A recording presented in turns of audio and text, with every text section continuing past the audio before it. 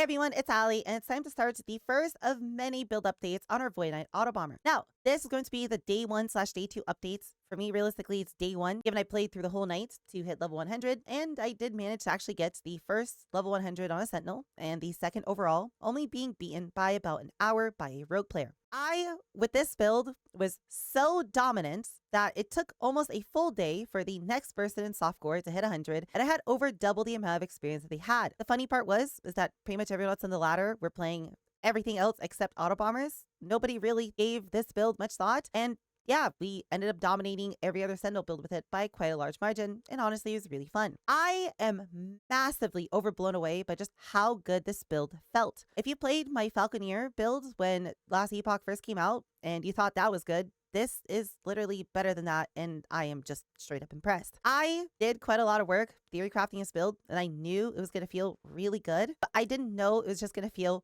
this good. And yeah, honestly, it's been an absolute treat, and everyone else seems to agree with that as well. To drive this point home of just how dumb this has been, in my push to 100, I got Black Sun to 489 corruption, and honestly, I could have pushed to maybe 550 to 600 corruption, but I had to stop and just sit there and grind XP because pushing the extra corruption just wasn't a good use of my time. The fact that I could have realistically on day 1 with really scuffed gear that didn't have optimal stats, that wasn't min-max, that were on bad bases, that could use a lot of work is kind of insane for a build to be able to do. I am blown away by our performance. It all felt good, it all felt comfy, and I just had a wonderful time the whole way through. Now, with that said, that doesn't mean that there isn't room for improvements, and there isn't a way for us to make this even better. The first thing we want to go over in terms of changes for the build and updates is the issue I think a lot of people ran into, which is mana. Now, I need to say I'm sorry, as I never anticipated this to be a problem, and honestly, it's hilarious to me that this is even a problem in the first place, but it's a really good thing that this issue is what it is. The reason for that happening is, well, our build is just too good. Typically in the past, Void Knight Autobomber has had no issues with mana. It's been mana neutral and mana positive. But given we now have Temporal Velocity, given we now have the new Sightless Star, and given we have so much CDR on our gear, and we get even more through our idols, we kind of just end up chugging through mana a lot faster than we ever did before, which means our build is doing a whole lot more than whatever Autobomber was able to do in the past. Luckily, this is honestly pretty simple to fix. We have made quite a few changes to build, which I'd highly recommend for you to make yourself immediately, and all these will also be noted in the written guide itself, and that has been updated with everything. The first piece of the puzzle that we need to discuss is going to be Volatile Reversal. Previously, we were running Hollow Cascade for the extra Abyssal Echoes, but honestly, this is such a mana hog that we have to completely drop it. Now, we might potentially revisit this in the future. I did mention how we might want to potentially drop Smite and instead pick up Abyssal Echoes because Embrace the Darkness, Abyssal Tendrils, and Crumbling might potentially give you more single target DPS than what Smite might give you. But literally hours before the season started, we learned that the Void Beams, which already did a stupid amount of damage from announcement, end up scaling with your Smite tree, meaning they benefit from 250% more damage to sacrifice, which,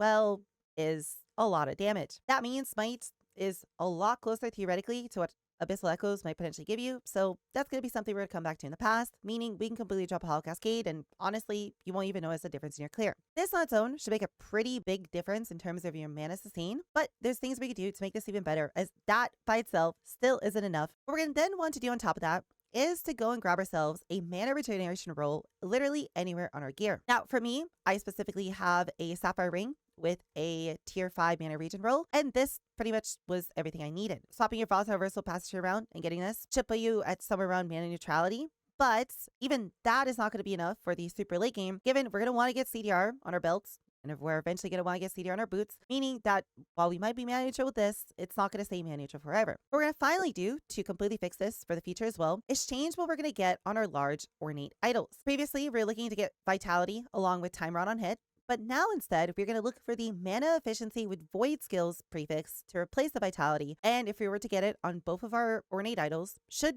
basically completely take care of all mana problems in the future. So TLDR, to fix your mana, drop your Hollow Cascade from your Volatile Reversal, grab yourself a mana regen roll anywhere. Ideally, you would want to grab this on your belt instead of the ailment node, and then finally start looking for the mana efficiency with Void spells idols. Now, you might be asking yourself, Allie, how exactly do I go about getting these idols? A lot of people have been asking me about filters and what to do post-leveling filter, and what I need to talk about, which I failed to mention up until this point, is Alliesink.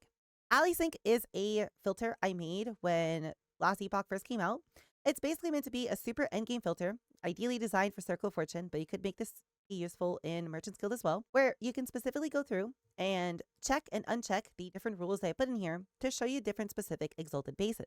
There's going to be a whole video that goes into more detail about this, linked in the description below if you'd like to know more about it. But the TLDR is that this has been updated and it's been pre-configured for Void Knight Autobomber, meaning that all the idols, all the stats, and everything you'd want to immediately be shown to you is just going to be available as a plug-and-play filter that'll be found in the description below. One thing I need to mention is that you do not want to use this filter until you get to empowered monoliths. Until then, please stick with the leveling filter, as this filter is simply too strict and you will basically see no loot as it hides all non-exalted items from it. If you are new and don't know what empowered monoliths is, it simply just means progressing through monoliths all the way up until you get to top islands, the 3 level 90 ones, completing all of them once, coming over to this middle island and activating the pillar in the middle to unlock empowered monoliths everywhere else. As you can see, I can now unlock a level 100 version of every single zone, and that means you're in empowered monoliths. Once you do this is when I'd recommend for you to swap the filter. At that point, you're only looking for exalted items to attempt to do some crafting. The final thing that we want to go over in today's updates is our Volatile Reversal tree, as quite a lot has changed about it. Now,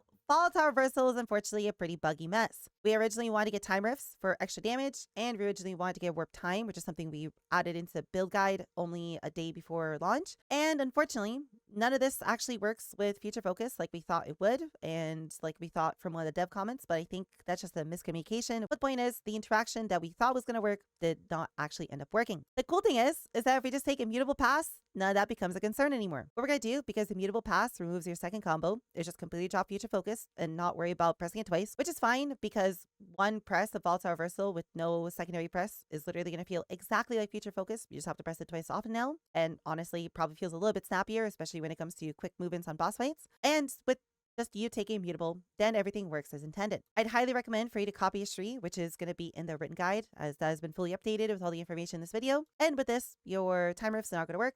Your warp time is going to work and you have permanent frenzy, and just going to overall do more DPS. The key thing about this as well, because we don't need termination and Future Focus anymore, is we get enough passive points to pick up Swift Echoes, which actually just ends up making this setup feel even comfier than what you had before. With all that, that's pretty much everything we need to go over in today's video. In tomorrow's update video, or in the next one, we might have a 2-day gap in update videos. We'll see exactly what happens with it. We're going to start talking about the mid-game setup for the build, how to get yourself some better upgrades, how to push the build further, and, well, how to progress it into the endgame. If you have any questions, as always, feel free to ask in comments below, and I'd be more than happy to help you as soon as I can. I also stream on Twitch every single day, so please feel free to come by Twitch and ask me your questions there. I'd always be more than happy to answer any of them for you. If you can't make a Twitch stream, what we're doing with the written guide is at the bottom of it, we are now starting a FAQ section where any sort of major questions that people keep asking are going to be written down so you can find everything in a text format as well. With all that said, I hope you kitties are enjoying the build, I hope you're having fun, and I hope to see you all in the next video.